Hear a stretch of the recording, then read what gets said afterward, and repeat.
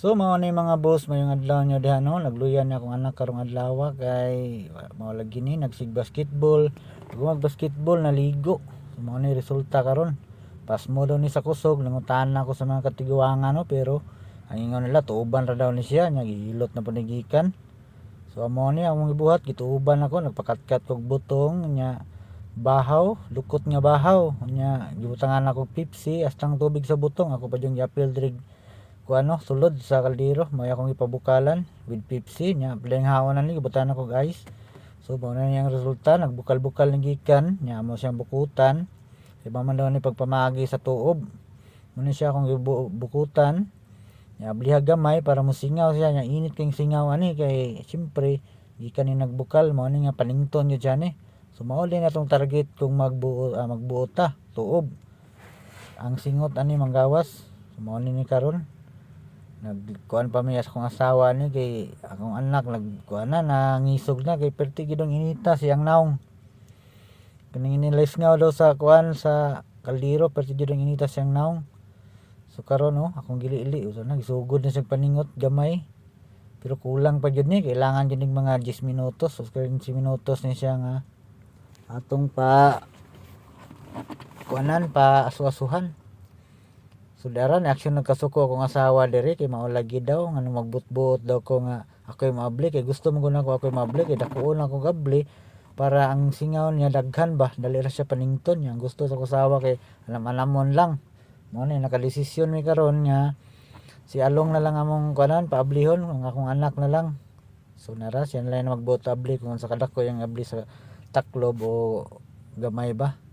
So ang asawa nagkusmod ng naong nasuko na sa kuha kay nagbutbuot daw kog abli.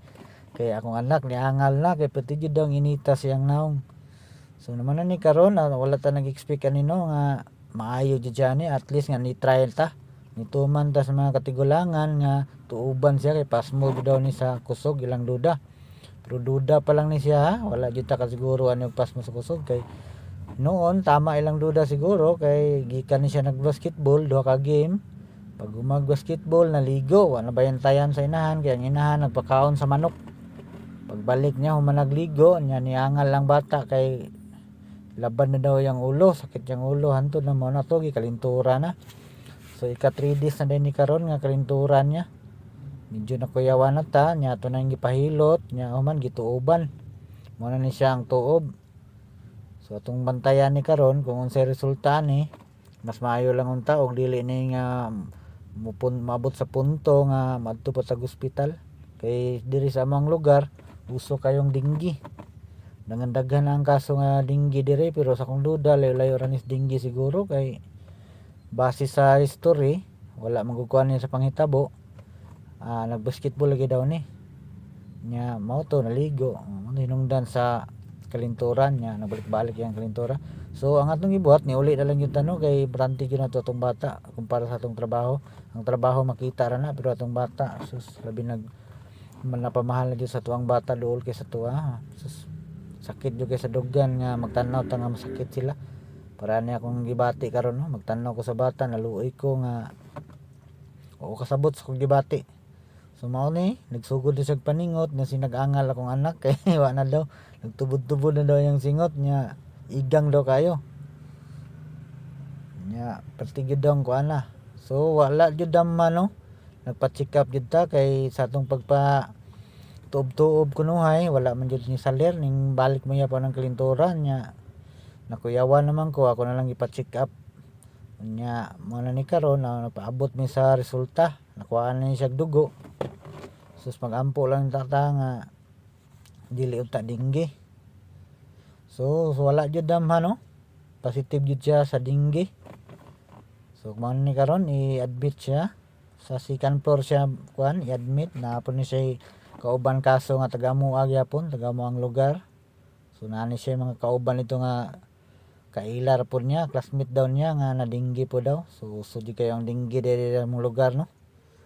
Kita magdahom nga atong anak makuan ang dinggi kay di pa jud ta ni hinglaag. Nga sa basihan sa mong balay dili man ta kay lamokon jud mong balay no pero di na tumatag na ang panahon. Mabikilan jud gamay ang atong anak awa na. Salon na jud dayon siya og dinggi. So mo na ni siya nagsakay na sa wheelchair akong anak kay kapuyan na siya magkuan. So bagampo lang yun, tas ginuha nino nga unta dili na kay siya magrabihan sa yang linggi, makasugakod yang kuan, yang dugo o platelets ang tawagan na sa nurse.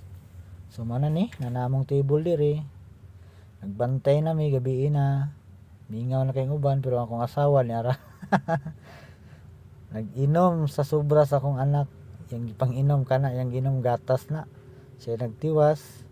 Di gyud siya matulog daw, magpulaw gyud siya kibantayan niyang anak pero siya magtigtiwas sa mga pagkaon sa akong anak. Hay ako na lang ni katawa atong problema no, pero magampo jud ko ani nga maokey lang ta akong anak. Salamat.